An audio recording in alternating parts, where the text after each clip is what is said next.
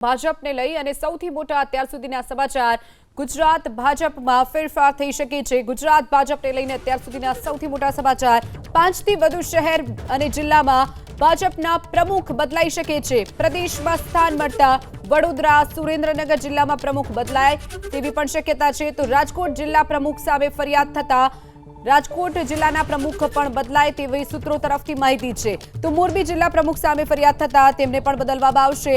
મોરબી જિલ્લા પ્રમુખ જયંતી રાજકોટિયા સામે નાણાકીય ગેરરીતિનો આરોપ લાગ્યો છે।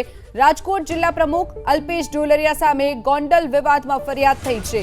તો અનેક પ્રકારની ફરિયાદના કારણે પ્રમુખો બદલાય તેવી પણ શક્યતા જોવા મળી રહી છે। તો સુરત મહાનગરના પ્રમુખ પરેશ પટેલ આંતરિક વિવાદના કારણે બદલાય તેવી પણ શક્યતા છે।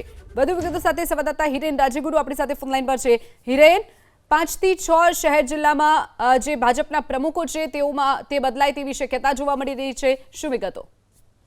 પૂરેપૂરી શક્યતા જોવામાં આવી રહી છે અને એની પાછળનું કારણ એ છે કે વડોદરા જિલ્લો અને સુરેન્દ્રનગર જિલ્લો આ બે જિલ્લાના જે પ્રમુખો હતા તેમને અત્યારની પ્રદેશની ટીમમાં સ્થાન આપવામાં આવ્યું છે। એકને સુરેન્દ્રનગર જિલ્લાના પ્રમુખને મહામંત્રી બનાવવામાં આવ્યા છે, જ્યારે વડોદરા જિલ્લાના પ્રમુખને ઉપાધ્યક્ષ બનાવવામાં આવ્યા છે।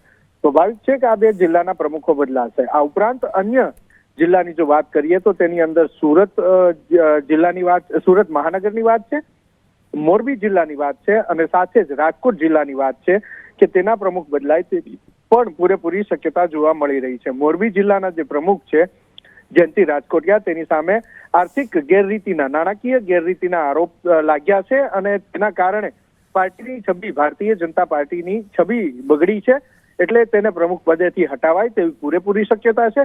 એ જ રીતે બાજુનો જિલ્લો રાજકોટ જિલ્લાની વાત કરીએ તો અલ્પેશ ઢોલરિયા, કે જ્યારે આ ગોંડલનો મોટો વિવાદ થયો હતો ત્યારે તેમના સામે પણ ઘણા આંતરિક વિખવાદના આરોપો લાગ્યા હતા, જેના પરિણામે ભારતીય જનતા પાર્ટી તેને પણ બદલે તેવી પૂરેપૂરી શક્યતા હાલ સામે આવી છે। સુરત મહાનગરની વાત કરીએ તો સુરત મહાનગર અને રાજકોટ મહાનગર આ બંનેના પ્રમુખો એટલે કે સુરત મહાનગરના પરેશ પટેલ અને રાજકોટના માધવ દવે બંને સામે આંતરિક જૂથવાદના પણ આરોપ લાગ્યા છે અને એ આરોપને લગતા પુરાવાઓ પણ પ્રદેશ કક્ષાએ રજૂ કરવામાં આવ્યા છે।